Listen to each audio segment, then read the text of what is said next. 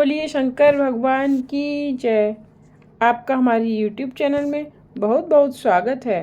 आज की कथा में हम विशेष रूप से सदाशिव जी के 12 ज्योतिर्लिंग एवं उपलिंगों की कथा का वर्णन करेंगे।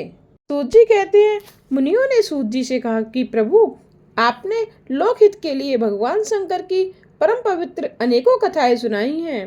भगवान शंकर जी की कथा रूपी अमृत का पान करते करते कौन पुरुष तृप्त हो सकता है। अतः आप जगत के मंगल के लिए पृथ्वी वर्ग के तीर्थ स्थानों से परम श्रेष्ठ सदाशिव के लिंग एवं और भी प्रसिद्ध प्रसिद्ध शिवलिंगों की कथाएं वर्णित कीजिए। यह सुनकर शिव भक्त सूत जी बोले, ऋषियों, आपने संसार के हित की कामना से बड़ा ही सुंदर प्रश्न किया है। आपका शिव कथा में महान प्रेम है और मैं आपको यथामति शिव कृपा से कुछ न कुछ सुनाता हूँ। भगवान शंकर के लिंगों की गणना भला कौन कर सकता है। वे तो पृथ्वी पर क्या असंख्य ब्रह्मांडों में फैले हुए हैं। अतः मैं मुख्य मुख्य शिवलिंगों की कथाएं सुनाता हूँ, आप लोग सुनिए। सौराष्ट्र देश में सोमनाथ जी, श्रीशैल में मल्लिकार्जुन, उज्जैन में महाकालेश्वर, ओमकार जी में परमेश्वर, हिमाचल के शिखर पर केदार जी, डाकनी देश में भीमशंकर, काशी में विश्वनाथ जी, गोमती नदी के तट पर श्री त्र्यंबकेश्वर जी, सेतुबंधु में रामेश्वर जी एवं शिवालय में घुसमेश्वर जी, ये 12 ज्योतिर्लिंग कहे जाते हैं। जो भी प्राणी प्रातः काल उठकर इन 12 का स्मरण, पूजन, आराधना आदि करते हैं, उनके पाप ताप सभी नष्ट हो जाते हैं। वे अनेक मनोरथों को प्राप्त करके परम पद को पाते हैं। इन ज्योतिर्लिंगों पर चढ़ाया हुआ नैवेद्य प्रसाद खाने में कोई दोष नहीं। उनके प्रसाद ग्रहण से तो सभी प्रकार के पाप भस्म हो जाते हैं। जो भी मनुष्य इन लिंगों में से किसी का भी निरंतर पूजन किया करता है, उसका पुनर्जन्म नहीं होता। बधिक, कसाई, शूद्र, नीच जाति, पतित से भी पतित कोई भी हो, ज्योतिर्लिंगों में से किसी भी लिंग का दर्शन कर लो तो उसका ब्राह्मण के घर में जन्म होता है। फिर वह शुभ कर्म करके मोक्ष पद पाता है। ऋषियों, इन ज्योतिर्लिंगों की महिमा ब्रह्मा विष्णु आदि देवता भी नहीं वर्णन कर सकते। अब उनमें उत्पन्न हुए शिवलिंगों की कथा सुनिए। समुद्र एवं पृथ्वी के मिलाप वाले स्थान पर श्री सोमेश्वर जी का जपलिंग अन्नकेश नामक लिंग है। मल्लिकार्जुन से प्रकट हुआ उपलिंग रुद्रेश्वर नाम से प्रसिद्ध है।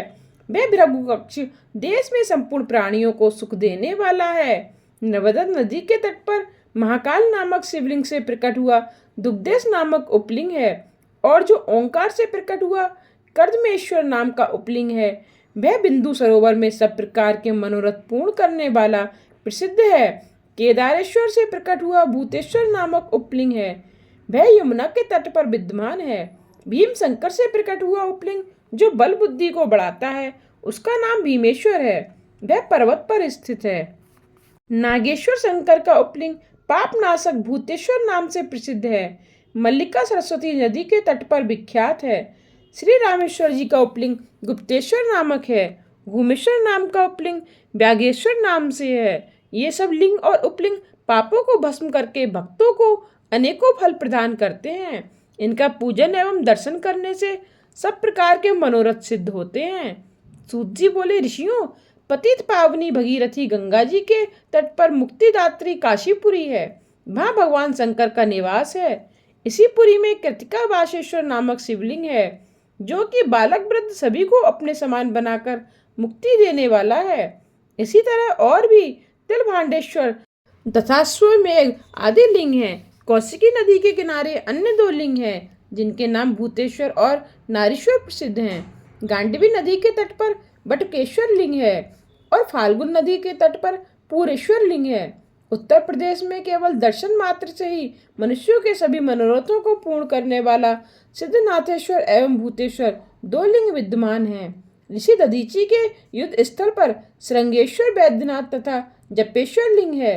इसी तरह गोपेश्वर, रंगेश्वर, रामेश्वर, नागेश, कामेश, बितलेश्वर, व्यासेश्वर, सुकेश, भांडेश्वर, हंकरास, सुरोचन, भूतेश्वर, संगमेश आदि नाम वाले लिंग सभी तरह के पाप नाशक हैं। तृप्तका नदी के तट पर कुमारेश्वर, सिद्धेश्वर, सैनेश, रामेश्वर, कुंभेश, नंदीश्वर, पुंजेश नामक शिवलिंग है। प्रयाग में दशाश्वमेध नामक तीर्थ पर धर्म अर्थ काम मोक्ष आदि के देने वाले ब्रह्मेश्वर नामक शिवलिंग है।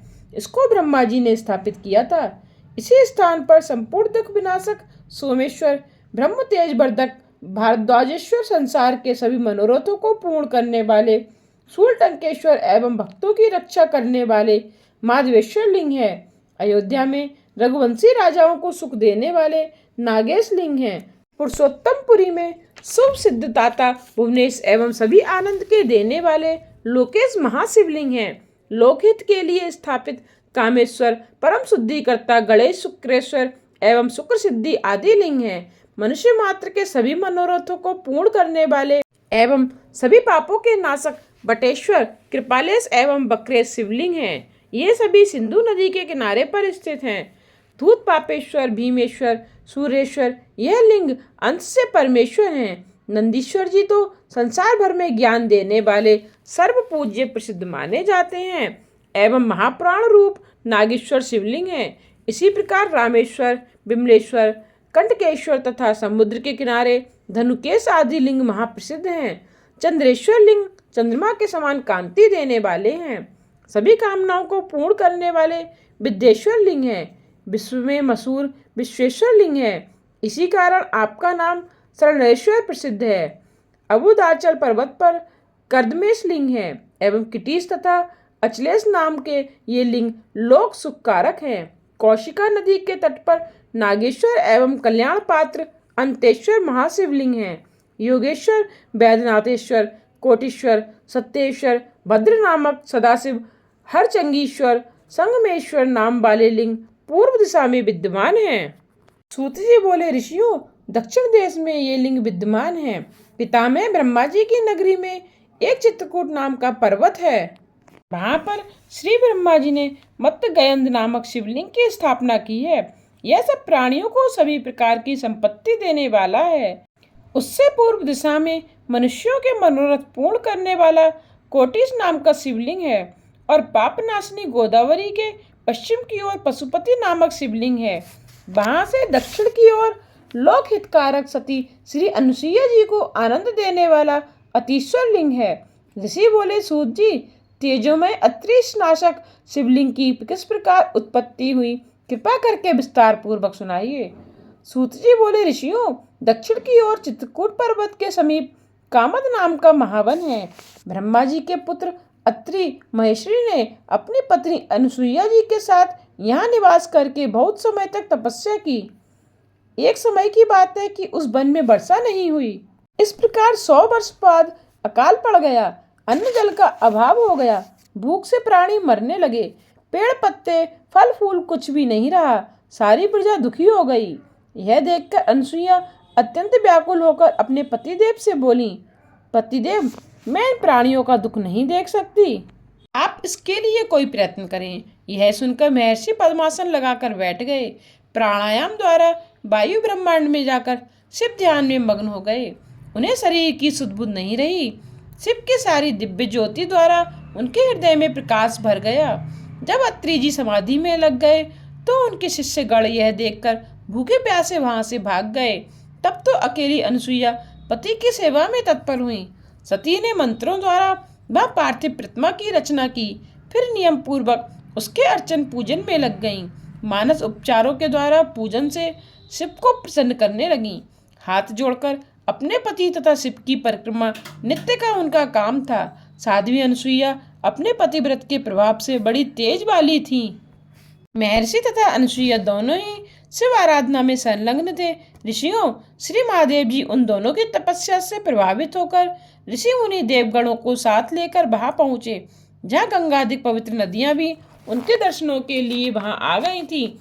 उनकी तपस्या की सराहना करते हुए सब बोले, और भी ऋषि मुनि सभी तपस्या करते चले आ रहे हैं, किंतु अत्रि मुनि की पत्नी अनुसुईया जैसी पति सेवा एवं तपस्या किसी ने भी नहीं की। दोनों धन्य हैं।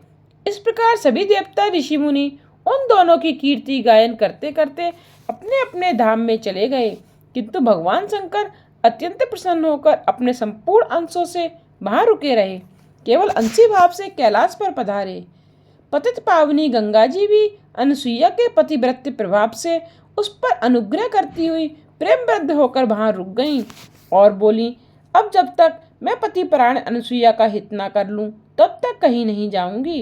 अनावृष्टि 54 वर्ष तक रही, किंतु महर्षि अत्रि जी वैसे ही तपस्या में लगे रहे। इसी प्रकार अनसुईया भी पृथ्वी पर वर्षा न होने तक अन्न जल न लेने की प्रतिज्ञा में पूर्ण रहीं। सूत जी बोले, हे ऋषियों, इस प्रकार तप करते करते एक बार महर्षि अत्रि ने तप समाधि में जाकर पत्नी से कहा, हे प्रिय, मुझे तो जोरों से प्यास लगी है, कहीं से जल लाओ। इतना सुनते ही पत्नी भक्ता अनसुईया कमंडल लेकर जल लाने को इधर उधर व्याकुल होकर फिर रही थी। तब तो स्वयं श्री गंगा जी अद्भुत श्रृंगार करके रूपवती होकर अनुसुईया के पास आकर मधुर वाणी से बोली, देवी, मैं आपसे बहुत प्रसन्न हूँ, कहो इस समय आप कहाँ जा रही हैं? अनुसुईया बोली, भगवती, आप कौन हैं, कहाँ से आ रही हैं? तब श्री गंगा जी बोली, पतिपरायणे, मैं गंगा हूँ, केवल आपके दर्शन को आई। तुम्हारे पतिव्रत धर्म से पूजन आदि व्रत से संतुष्ट होकर आपके पास ही आ रही हूँ। मैं तुम्हारा कुछ हित करना चाहती हूँ, आप इसीलिए कुछ मुझसे वर मांगिए। श्री गंगा जी के इस प्रकार के कथन को सुनकर हाथ जोड़कर अनुसुईया ने प्रणाम कर नम्रता से कहा, मातेश्वरी, यदि आप प्रसन्न हैं तो सबसे पहले मेरे इस कमंडल को जल से भर दें। यह सुनकर श्री गंगा जी ने कहा, कल्याणी, आप पृथ्वी में एक गड्ढा खोदिए। तब अनुसुईया जी ने पृथ्वी में एक गड्ढा खोद दिया। श्री गंगा जी उसी गड्ढे में समा गईं। श्री अनुसुईया जी ने विस्मित होकर अपना कमंडल उस जल से भर लिया। फिर कहने लगी, पतित पावनी गंगे, यदि सचमुच तुम मुझ पर प्रसन्न हो, तेरे मेरे कहने के अनुसार तब तक इसी गड्ढे में आप इसी प्रकार विराजमान रहो, जब तक कि मेरे पति देव यहाँ आकर आपका दर्शन ना कर लें। इतना सुनकर श्री गंगा जी वहाँ जल रूप होकर स्थिर हो गईं। इतने में श्री अनुसुईया जी शीतल जल लेकर पतिदेव के पास पहुंची। उन्हें जल का कमंडल दिया। ऋषि प्यासे तो थे ही, उस जल द्वारा आचमन करके प्रेम पूर्वक जलपान किया। फिर कहने लगे, यह तो बहुत मधुर जल है तथा शीतल है, इसका स्वाद तो पहले जल से निराला है। यह कहकर अत्रि जी इधर उधर देखने लगे। उन्हें वर्षा न होने के कारण सभी वृक्ष फल फूलहीन दिखाई दिए। यह देखकर उनके आश्चर्य की सीमा न रही। फिर पत्नी से बोले, प्रिय, क्या अभी तक वर्षा हुई या नहीं? सुनकर अनुसुईया ने कहा, पतिदेव, आपकी शिव आराधना से सदाशिव के प्रताप तथा हमारी तपस्या से संतुष्ट होकर श्री गंगा जी यहीं पधारी हैं और इसी आश्रम के पास ही विराजमान है। परम स्वादिष्ट शीतल एवं मधुर जल उन्हीं का है। सूत जी बोले, ऋषियों, ऐसा कहकर अनुसुईया जी अपने पति को साथ लेकर श्री गंगा जी के समीप पहुंच गईं और इशारा करके उस गड्ढे में महारानी गंगा जी अपनी तरंगों से लहराती हुई दिव्य दर्शन दे रही हैं तथा महर्षि ने धन्य धन्य कहकर स्तुति करना आरंभ किया। फिर दोनों पति पत्नियों से मिलकर गंगा स्नान किया। फिर दैनिक संध्या बंदन आदि नित्य के कर्म भी किए। उसी समय श्री गंगा जी की इच्छा भी पूर्ण हुई। तब अत्यंत प्रसन्न होकर अपने स्थान पर जाने की श्री गंगा जी ने दोनों से आज्ञा मांगी। इतना सुनते ही अनुसुईया ने नम्रता से कहा, पतित पावनी गंगा जी, यदि सचमुच मुझ पर प्रसन्न हो तो मेरी इस अभिलाषा को पूर्ण करें। आप इसी तपोवन में विराजें और स्थिर होकर यहाँ से आपका प्रवाह चले। तब महर्षि अत्रि ने भी कहा, देवी, मैं भी यही प्रार्थना करता हूँ, आप हमारी सहायक रूप होकर यहाँ विराजें, हमें कृतार्थ होते रहें। श्री गंगा जी ने अनुसुईया जी से कहा, यदि आप मुझे अपने आश्रम के समीप ही रखना चाहते हैं तो मेरी भी एक इच्छा पूर्ण करो। वह यह है कि आपने जो अपने पतिदेव के लिए शिवार्चन किया है उसके 1 वर्ष का फल मेरे लिए अर्पण कर दें, तभी मैं आप लोगों के तथा ऋषि मुनियों के हित के लिए यहाँ निवास करूँगी। इतना सुनकर पतिपरायणा साध्वी अनुसुईया के सेवा धर्म के प्रताप से प्रसन्न होकर शीघ्र ही शिव उस पार्थिव लिंग से साक्षात प्रकट हो गए और अति प्रसन्न होकर अनुसुईया से बोले, कल्याणी, मैं तुम्हारी भक्ति से अत्यंत प्रसन्न हुआ हूँ, वर मांग लो। तब पति पत्नी दोनों ने भगवान शंकर के दर्शन किए और विधि पूर्वक पूजन करके स्तुति करते हुए नम्रता से बोले, स्वामिन, यदि आप प्रसन्न होकर वर देना चाहते हैं तो आपकी अति कृपा होगी। आप जगदम्बा श्री पार्वती जी के सहित इस तपोवन में विराजें। फिर वर्षा द्वारा अन्न आदि यहाँ उत्पन्न हो, चराचर जीवों का कल्याण हो, यह सब आपकी कृपा के द्वारा हो। यह सुनकर भगवान शंकर ने तथास्तु कह दिया। फिर अतिश्वर रूप से उस तपोवन में विराजमान हुए और गंगा जी भी मंदाकिनी नाम से विख्यात होकर उसी कुंड में सदा के लिए निवास कर गईं। ऋषियों, यह कुंड केवल एक हाथ जितना था। श्री गंगा जी उसी कुंड में से अपनी माया द्वारा अब भी धारा रूप से प्रभावित हो रही हैं। तब सुकाल हो गया। उस तपोवन से भागे हुए ऋषि मुनि सभी लौट आए। ऋषि अत्रि जी का आश्रम हरा भरा हो गया। सूत जी बोले, ऋषियों, कालज्जर पर्वत पर श्री नीलकंठेश्वर नामक भक्तजनों का कल्याण करने वाला शिवलिंग है। वहाँ एक सुंदर कुंड है। उस कुंड में जो भी मनुष्य स्नान करता है उसके संपूर्ण पाप नष्ट हो जाते हैं, मुक्ति तो उसके अधीन हो जाती है। रेवा नदी के किनारे पर सदाशिव के असंख्य लिंग हैं जिनके दर्शन ही अमोघ फल देने वाले हैं। रेवा नदी भी तो पाप विनाशिनी है। फिर भी ऋषियों, श्री शंकर जी के लिंगों की महिमा एवं नाम अनंत हैं। उनमें मुख्य मुख्य लिंगों का नाम एवं महिमा मैं आपको सुनाता हूँ। वहाँ एक आर्तेश्वर नामक ज्योतिर्लिंग है जो सभी पापों का नाश कर देता है, और वहाँ पर परमेश्वर तथा सिद्धेश्वर नामक दो लिंग और भी विद्यमान हैं। इसी प्रकार रेवा के तट पर रामेश्वर, कुमारेश्वर, पुंडरीश्वर एवं मंडलेश्वर नामक और भी लिंग विद्यमान हैं। रेवा के तट पर तीसरेश्वर नामक शिवलिंग भी है जिसके दर्शन मात्र से जीवों के असंख्य पाप नष्ट हो जाते हैं। इसी प्रकार नर्मदा के किनारे धुंधरेश्वर, शालेश्वर, कुंभेश्वर, सोमेश्वर, नीलकंठेश्वर, मंगलेश्वर आदि आदि बहुत से शिवलिंग हैं। नंदकेश्वर महादेव तो करोड़ों हत्याओं को नाश करके सब कामनाओं को पूर्ण करके सायुज्य मुक्ति प्रदान करते हैं। वहाँ श्री महावीर जी द्वारा महाकपिलेश्वर लिंग भी विद्यमान है। वह भी अत्यंत फलों के देने वाला है। इतना सुनकर ऋषि बोले, सूत जी, अब कृपा करके नंदकेश्वर लिंग की महिमा का वर्णन करें। सूत जी बोले, सुनिए, चारों वर्णों से सेवित इसी रेवा नदी के किनारे पर पवित्र एक करने की नगरी है। उसमें एक ब्राह्मण निवास करते थे जो उच्च कुल के थे। उनकी एक पत्नी एवं दो पुत्र थे। जब वे ब्राह्मण वृद्ध हुए तो अपनी पत्नी को पुत्रों के अधीन करके स्वयं शिवपुरी काशी में आकर निवास करने लगे। समय पाकर उनकी वहाँ मृत्यु हो गई। मृत्यु की सुनकर पुत्र वहाँ पहुँचे और विधि पूर्वक पिता का अंत्येष्टि संस्कार, श्राद्ध पिंड आदि सभी किए। उसके बाद ब्राह्मणी स्वयं अपने पुत्रों का पालन पोषण करती रही। फिर जितना भी उसके पास धन था उनमें से कुछ अपने पास रखकर बाकी अपने दोनों पुत्रों को बराबर बराबर बांट दिया। समय पाकर ब्राह्मणी का मृत्यु काल निकट आ गया। पुत्रों ने उसे बचाने के लिए बहुत से उपाय किए, धर्म दान पुण्य किए, किंतु उसका कष्ट किसी भी प्रकार से निवृत्त न हुए। तब उस ब्राह्मणी ने पुत्र से कहा, पुत्र सुवाद, मैंने तुम्हारे पिता की तरह काशी में प्राण छोड़ने का विचार किया हुआ था, किंतु ऐसा ना हो सका। अब मेरे पिंड श्राद्ध आदि तो काशी में करना और मेरी अस्थियां भी काशी में ले जाकर श्री गंगा जी में प्रवाहित करना। तब सुवाद नामक पुत्र ने विश्वास दिलाते हुए माता से कहा, माता जी, आप निश्चिंत रहो, सभी बातें आपकी इच्छा के अनुसार होंगी। इतना कहकर माता के लिए भीतर जल लेने गया।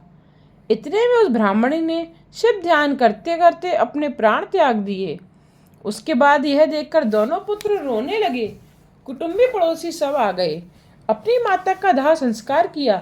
फिर सुवाद पुत्र ने माता की अभिलाषा के अनुसार माता की अस्थियां काशी में ले जाने के लिए कुछ दूर तक उसे छोटा भाई छोड़ने आया, फिर वापस लौट आया। सुवाद फिर अकेला ही काशी को चला गया। उस दिन उसने 20 योजन का मार्ग तय किया। जब सूर्य नारायण अस्त होने लगे तब किसी श्रेष्ठ ब्राह्मण के घर जाकर उसने रात्रि गुजारी। प्रातः काल हुआ।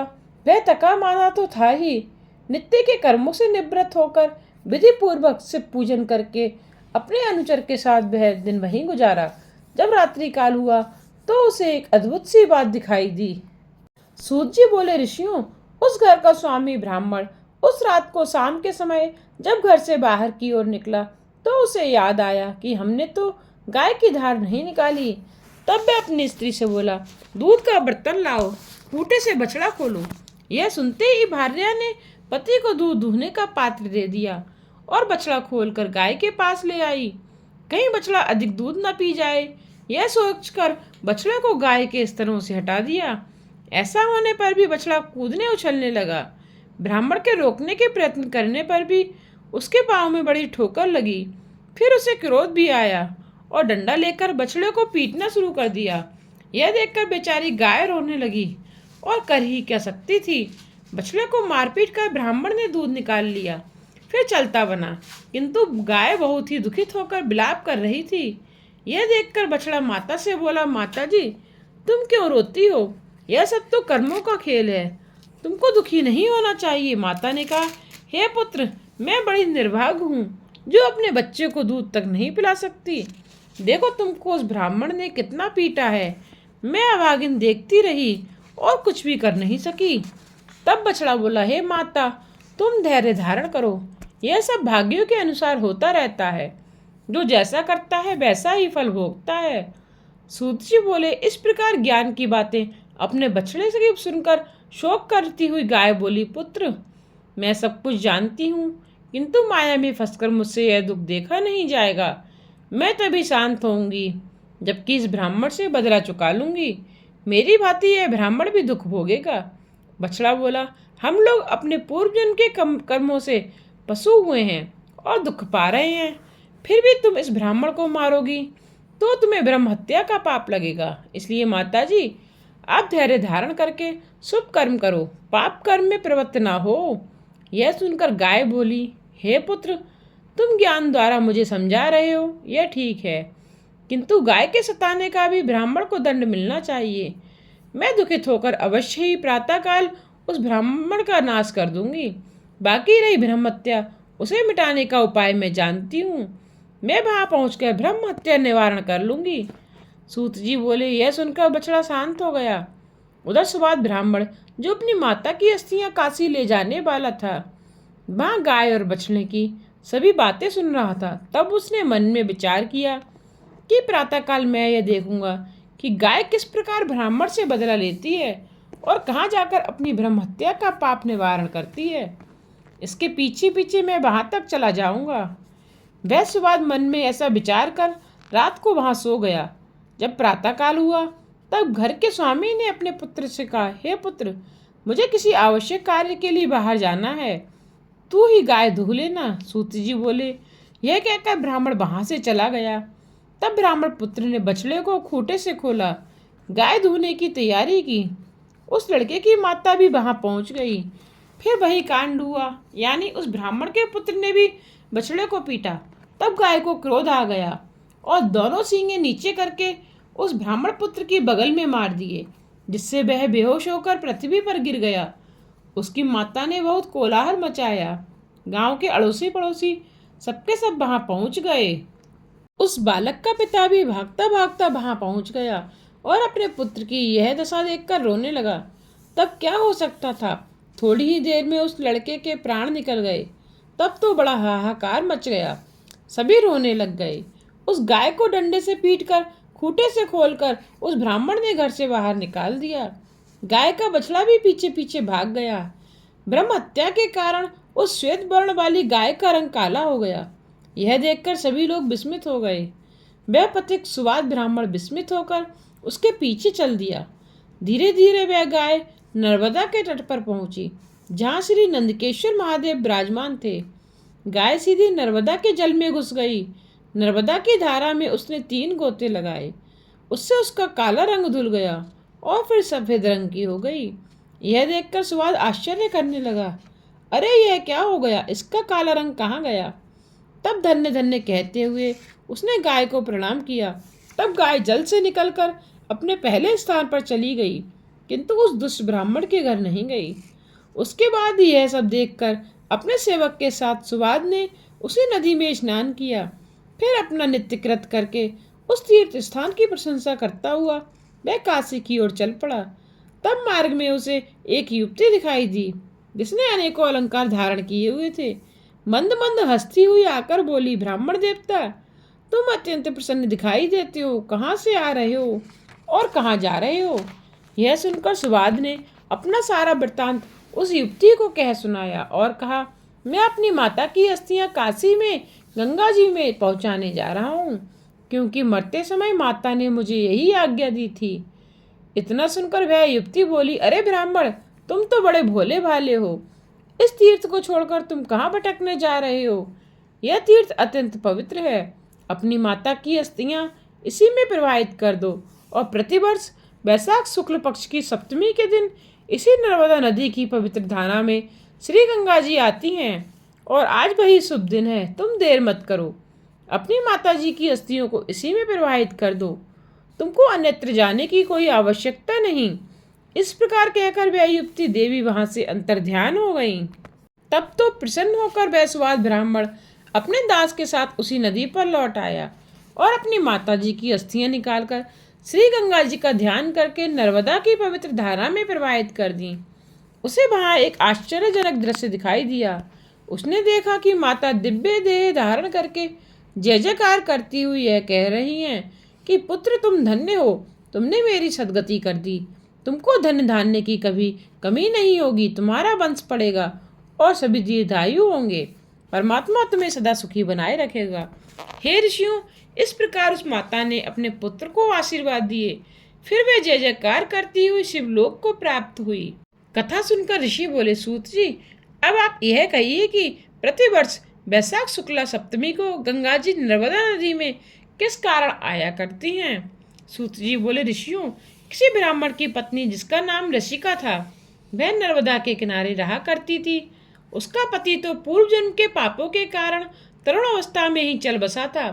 तब उस बाल विधवा को और तो कुछ नहीं सूझा, वह श्री नंदकेश्वर महादेव की भक्त हो गई। उसने पार्थिव लिंग स्थापित किया। फिर नंदकेश्वर भगवान शिव के पूजन, ध्यान, व्रत आदि में संलग्न हो गई। उसी प्रकार उसने कठोर तपस्या करना भी आरंभ कर दिया। उन्हीं दिनों कोई महाअसुर दुष्ट इधर उधर घूमता वहां आ पहुंचा।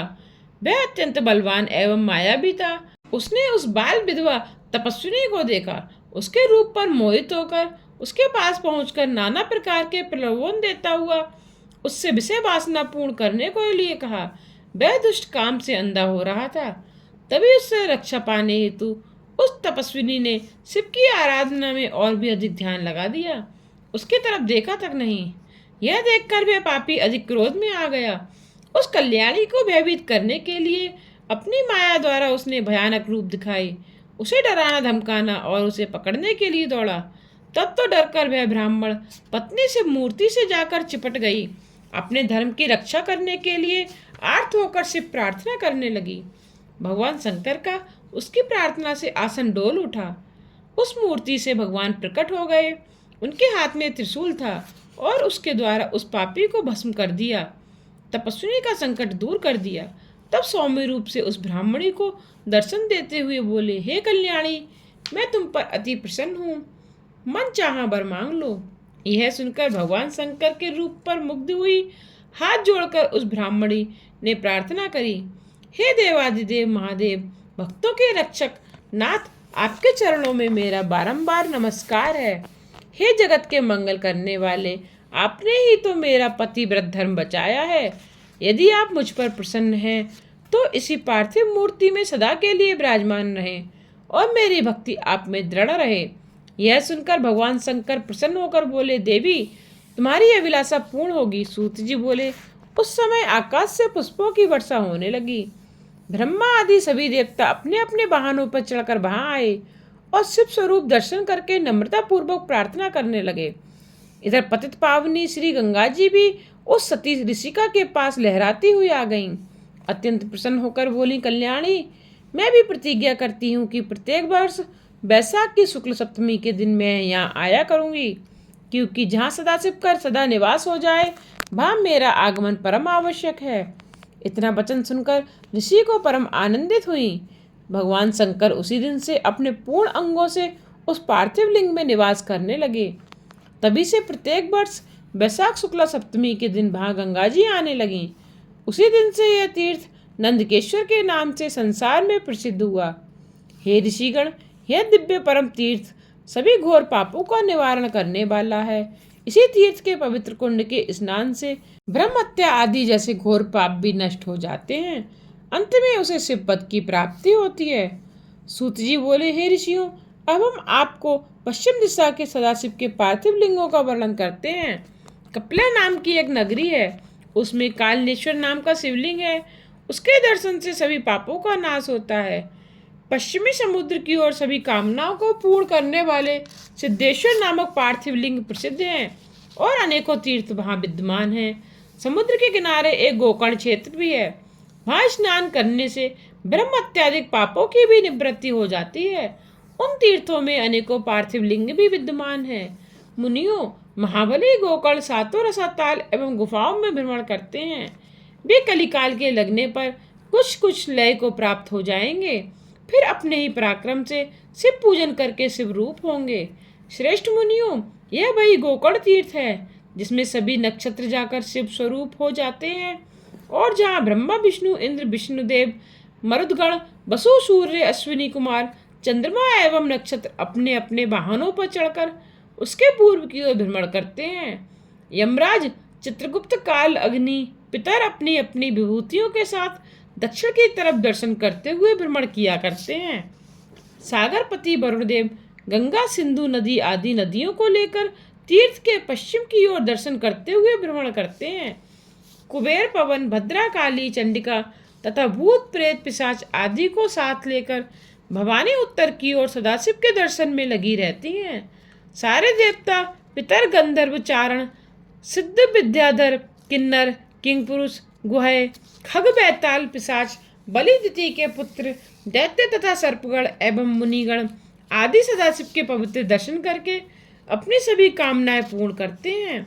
वहाँ महाबल सदाशिव की मूर्ति प्रत्यक्ष रूपेण मोक्ष दीपिका है। वहाँ पर 1 वर्ष की माघ कृष्ण पक्ष की चतुर्दशी के दिन सदाशिव का पूजन होता है। हे मुनियों, उसके पूजन करने से एक चांडाली के पाप निवृत्त हो गए और वह अंत में शिवलोक को प्राप्त हुई। सूत जी बोले, ऋषियों, चांडाली पूर्व जन्म में एक ब्राह्मणी की कन्या थी, नाम सौमिनी था। जब वह विवाह के योग्य हुई तो उसके पिता ने एक श्रेष्ठ ब्राह्मण के साथ उसका विवाह कर दिया। विवाह होने की देर थी, वह विलास में पड़ गई। दिन रात विषय विलास में पड़कर उसने अपने पति को रोगी बना दिया। कुछ दिनों के बाद उसके पति की मृत्यु भी हो गई, किंतु उसकी विषय भोग की लालसा नहीं छूटी। वह अब स्वतंत्र तो हो चुकी थी। अपनी कामाग्नि को बुझाते हुए एक दिन वह वेश्या बन गई। यह देखकर उसके परिवार वालों ने उसकी चोटी पकड़ती घसीटते हुए उसे निर्जन वन में छोड़ आए। फिर वह उस वन में घूमने लगी। इसी प्रकार घूमते हुए एक दिन किसी अत्यंत शूद्र के दरवाजे पर पहुंच गई। शूद्र ने उस युवती को ज्यों ही देखा तब वह कामासक्त हो गया। उस युवती को और क्या चाहिए था, शूद्र की अर्धांगिनी होकर वहां रहने लग गई। शूद्र के साथ मांस मद आदि अवक्ष वस्तुएं खा पीकर दिन रात विषय भोगने लग गई। तभी एक लड़की भी उसकी वहां पर पैदा हुई। सूत जी बोले, एक दिन वह शूद्र किसी काम से कहीं गया हुआ था। रात के समय उस शूद्रा चांडाली को मांस खाने की इच्छा हुई। तब उसने मद्यपान करने के लिए अपनी नग्न तलवार लेकर एक मेढ़े को काटने के लिए बाहर निकली। उसके खिरक में गाय का बछड़ा तथा मेंढा दोनों पास पास बंधे थे। रात का समय था, उसको होश नहीं था। भूल से मेढ़े के स्थान पर बछड़े को काट डाला, फिर घर में उठा लाई। तब उसको बछड़े की पहचान हुई, पश्चाताप भी हुआ, किंतु मांस खाने की लालसा एवं भूख उसे एकदम सता रही थी। आगा पीछा न सोचकर उसे भून बांध कर खा गई। इसी प्रकार उसका समय पाकर मृत्यु काल भी आ पहुंचा, वह मर गई। यमदूत उसे बांधकर यमपुरी में ले गए। यमराज ने उसे गौ हत्यारी समझकर नरक की अनेक यातनाएं दी। इसके बाद उसका किसी शूद्र चांडाल के घर में जन्म हुआ। उस नरकागत चांडाला को भयानक कोढ़ का रोग भी पैदा हो गया और वह अंधी होकर ही जन्मी थी। कोढ़ के कारण कोई भी उसे पास नहीं भटकने देता था। वह भूखी प्यासी होकर भटकने लगी।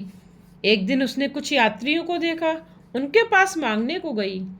उस समय वे आपस में सदाशिव के दर्शनों की बातचीत कर रहे थे। माघ कृष्ण चतुर्दशी को शिव के दर्शन अवश्य करने चाहिए। यह सुनकर उस चांडालिनी ने अपने मन में निश्चय कर लिया कि मैं भी वहां जाकर सदाशिव के अवश्य ही दर्शन करूंगी। तब यही धारणा धरकर भीख मांगती मांगती गोकर्ण क्षेत्र के लिए चल पड़ी। एक दिन उस तीर्थ में पहुंच गई।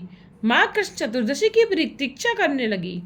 उसी दिन से जब एक दिन ही बाकी रह गया तो वह दीन भूखी प्यासी किसी बनिया के दरवाजे पर पहुंची। उस समय उस बनिया के हाथ में बैल की मंजरी थी। ज्यों ही उसने भिखारिन की आवाज़ सुनी तब त्यों ही उसकी झोली में वह मंजरी पटक दी। बेचारी भूखी भिखारिन ने दुखित होकर वह मंजरी दूर फेंक दी। वह मंजरी पृथ्वी पर तो न गिरी, वह सीधी महाबल सदाशिव के लिंग पर जाकर गिर गई। उस मंजरी के सदाशिव के मस्तक पर लगने की देर थी तो उस चांडालिन के संपूर्ण पाप नष्ट हो गए। फिर माँ कृष्ण चतुर्दशी का शुभ दिन भी आ पहुंचा। वहां इधर उधर के देश देशांतरों के लोग आ गए। उस भिखारिन को भीख मांगने पर भी कुछ न मिला। इससे उसका चतुर्दशी निराहार व्रत पूर्ण हो गया। भूख के कारण रात भर जागती रही, इससे जागरण भी हो गया। तब सदाशिव उस पर प्रसन्न हो गए, उसे आत्म शांति प्राप्त हुई। शिव इच्छा से उस दिन उसकी मृत्यु हो गई। शिव कृपा से उसके लिए वहां विमान आ गया। उसके ऊपर चढ़कर वह शिवलोक में चली गई। सूत जी बोले, हे ऋषियों, अज्ञानता अथवा भूल से सदाशिव का किसी प्रकार से भी पूजन दर्शन हो जाए तो उस पर भी आमुतोष शंकर प्रसन्न हो जाते हैं। यदि भाव भक्ति से जो कोई भी महाबल शिव का अर्चन करे तो उनको तो मोक्ष पद अवश्य प्राप्त होता है। सूत जी बोले, हे ऋषियों, मिश्रचय नाम का एक धनुषधारी राजा हुआ था जो कि इक्ष्वाकु कुल का था। वह बड़ा पुण्यात्मा था। उसकी पत्नी का नाम दमयंती था। वह भी नल की धर्म पत्नी की तरह पतिव्रता धर्मपरायण थी। एक दिन वह राजा शिकार खेलने के लिए घोर वन में जा पहुंचा। सेना भी उसके साथ थी। राजा ने वहां जाकर देखा कि एक कुमट नामक दानव महात्मा मंडप जी को व्याकुल कर रहा है। तब राजा ने क्रोध में आकर उसे बाण द्वारा मार दिया। उसके छोटे भाई ने राजा से बदला लेने का निश्चय कर लिया और उपाय सोचने लगा। राजा अपने महल में लौट आए और अपने राज्य कार्य में लग गए। इधर कुमट का छोटा भाई कपट का भेष बनाकर नौकरी करने के लिए राजा के पास आया और बोला, हे महाराज, मैं रसोई बनाना उत्तम जानता हूँ। सटरस भोजन बना बनाकर मैं आपको प्रसन्न करता रहूँगा। तब राजा ने उसे अपना रसोइया बना लिया। इसी प्रकार राजा के घर कई दिनों के बाद गुरु जयंती का पर्व आया। राजा ने उस पर निमंत्रण गुरु वशिष्ठ जी को भेजा। गुरुदेव ने समय पर राजा के घर पहुंच गए। तब उस कपटी ने अच्छा अवसर जानकर 400 मांस रांध दिया और वही गुरु वशिष्ठ जी के सन्मुख परोस दिया। गुरुदेव जान गए, अरे इसमें तो मांस है। तब क्रोध में आकर कहा, राजा से बोले, पापी, तू मुझे भी पापी बनाना चाहता है। देख तूने मुझे क्या परोस दिया, यही कि मनुष्य मांस। मैं तुम्हें शाप देता हूँ कि तुम राक्षस हो जाओ। यह कहकर वे विचारने लगे, अरे इसमें तो राजा का कोई दोष नहीं, यह तो रसोइया कपटी दैत्य का काम है। अस्तु, यह सोचकर बोले, राजन, इसमें तुम्हारा अपराध नहीं है। एक बात है, तूने विचार कर अपने रसोइया नहीं रखा। यह तो दैत्य है, इसी ने यह काम किया है। मेरा दिया साप तो हट नहीं सकता, किंतु तू 12 वर्ष राक्षस रहेगा। इतना कहकर गुरुजी चले गए। साप के कारण राजा राक्षस हो गया। वन में जाकर अनेकों जीवों को मार मार कर खाने लगा। वह भयानक रूप था। एक दिन वह घूमते घूमते एक आश्रम पर पहुंचा। वहां उसने एक मुनि को देखा जो अभी किशोर अवस्था का था। उसको देखकर वह ललचाया हुआ पकड़ने को दौड़ा। मुनि पत्नी तरुणा ने उसे देख लिया। तब तक मांसाहारी राजा ने मुनि को पकड़ लिया। वह भूखा तो था ही, उसे खाने के लिए तैयार हो गया। मुनि पत्नी ने नम्र होकर बड़ी प्रार्थना की, महाराज इसे छोड़ दो। पर वह भूखा राक्षस कब मानता था। मुनि को बगल में दबाकर उसका सिर फाड़ दिया और खा गया। उसकी हड्डियां वहां फेंक कर चलता बना। मुनि पत्नी ने तब रोते रोते पति की हड्डियां चुनी, चिता बनाकर अंत में उस विकराल रूपधारी राक्षस को शाप देती हुई बोली, नीच राक्षस, तूने मेरा पति मार दिया, मेरा सुख नष्ट कर दिया। जा, तू भी कभी स्त्रियों के साथ विहार करने लगेगा तो तेरी भी उसी समय मृत्यु होगी। इस प्रकार से शाप देकर मुनि पत्नी सती हो गई। राजा के शाप के 12 वर्ष भी समाप्त हो गए। तब राजा को अपने पहले वाला शरीर मिल गया। राजा घर पहुंचा, अपना वृतांत तथा मुनि पत्नी का शाप जाकर अपनी रानी को सुनाया। यह सुनकर उसकी पत्नी रति इच्छा रखते हुए पति को कभी अपने पास नहीं आने देती थी, किंतु उसके कोई संतान नहीं थी। राजा अत्यंत दुखी हो गया। एक दिन सभी कुछ छोड़कर राजा वन में निकल गया। रास्ते में भयानक रूप वाली ब्रह्म हत्या को उसने देख लिया। उसे देखकर राजा बहुत डर गया। उसने छूटने के लिए वन में उसने तीर्थ, व्रत, तप, नियम आदि किए, किंतु ब्रह्म हत्या ने उसका पिंड न छोड़ा। राजा अत्यंत व्याकुल हो गया। इतने में परम पवित्र महात्मा गौतम ऋषि के राजा को दर्शन हो गए। तब भागकर राजा मुनि के चरणों में जा गिरा और उन्हें अपना सारा वृतांत कह सुनाया। मुनि पत्नी के शाप का वृतांत भी कहा। फिर बोला, मुनीश्वर, आप ही मेरी रक्षा करें, मैं बहुत दुखी हूँ। यह सुनकर परम दयालु गौतम मुनि दया करके बोले, हे राजन, सुनो, यहाँ से पश्चिम समुद्र के मध्य में गोकर्ण नामक एक उत्तम तीर्थ है। वहाँ सब प्रकार के पापों के नाशक महाबल नामक सदाशिव का ज्योतिर्लिंग विद्यमान है। राजन, तुम उसी तीर्थ का स्नान करके शिव अर्चन करना। शिव अर्चन करने से तुम्हारा ब्रह्म हत्या से पिंड छूटेगा। ऋषियों, राजा इस प्रकार दयालु मुनि के वचन सुनकर आनंद को प्राप्त होकर गोकर्ण तीर्थ पहुंचा। वहां तीर्थ स्नान करके शिव पूजन करते करते राजा के ब्रह्म हत्यादिक सभी पाप निवृत्त हो गए। इससे आगे की कथा का श्रवण आप कल के अध्याय में कीजिएगा।